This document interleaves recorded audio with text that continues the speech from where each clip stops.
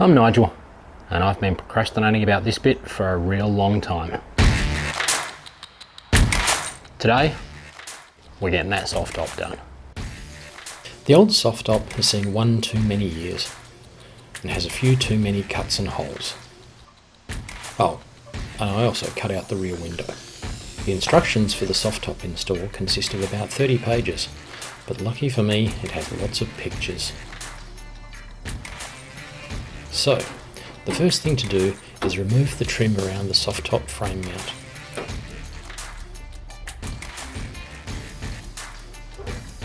I've had most of this off before, but a few bits are new and need a bit of a clean when I take them off.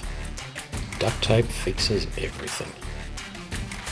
Next up is removing the seats, with help from today's special helper, Jason.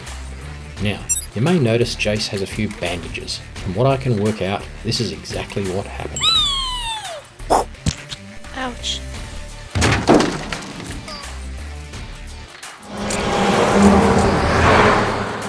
Anyway, speaking of surgery, it was time to make the first incision. That is terrifying. Given we are not keeping the old top, this was by far the easiest way to remove it. But there's no coming back from it.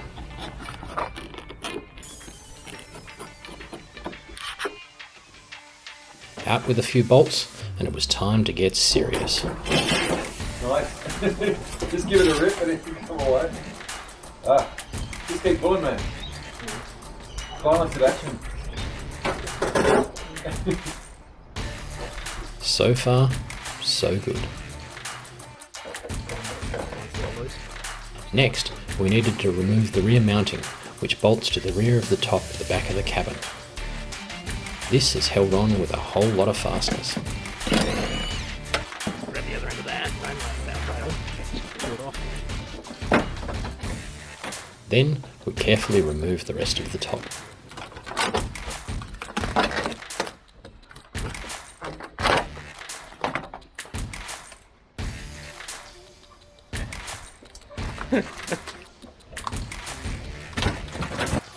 A quick clean, and we're ready to separate the soft top from the frame. This involves a lot of careful removal of parts, keeping track of where each part came from for ease of assembly. Left front, and that thing here will be left front as well.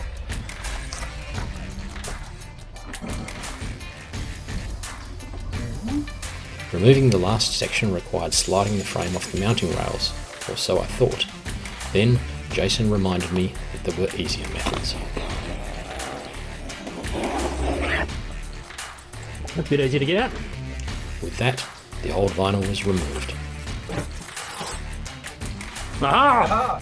I love unboxing stuff. And because we all love them, cue the unboxing. Just kidding. Unboxings suck. It actually looks good. I'll save you the 25 minutes we spent trying to work out how to fit the new top onto the main hoops.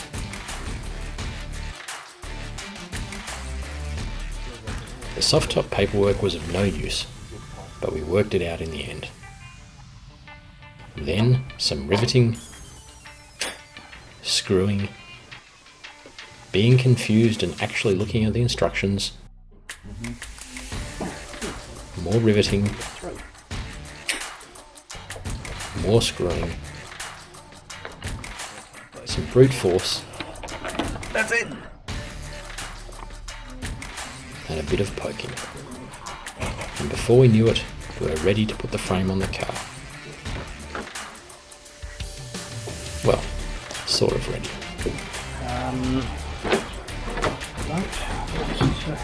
Let's do that. You have to take the screws out, right? By hand? We got the frame bolts back in, Better? Yeah. and admired our work. So much nicer than before. The rear mounting rails were in a bit of a state, so these were cleaned up and given a few coats of paint. Then it was time for the rear assembly. This is important to get right for water drainage. It was also a bit cold and the plastic drain was a bit hard, so it was time to improvise. They do say this is a hairdresser's car after all. The rear top mounting was a bit tricky and I needed about 3 hands. But after more time than you'd expect, it was all bolted in correctly.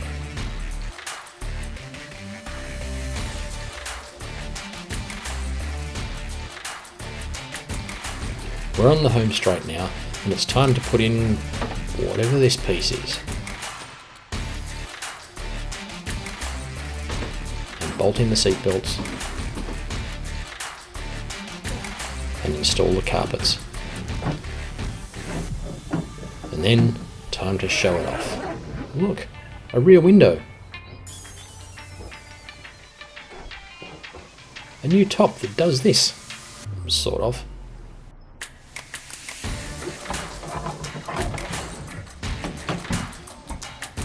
The last thing to do is to get the seats back in and then bolt them down. And it's done. Alright, what a bloody weekend. It's all done. It's looking pretty good, just needs a little bit of a stretch in the sun and then it should be able to clip down quite nicely. Got to thank Jason, couldn't have done it without him, and also Louise, who was very patient, and a little bit of help from Isaac. Thanks everybody.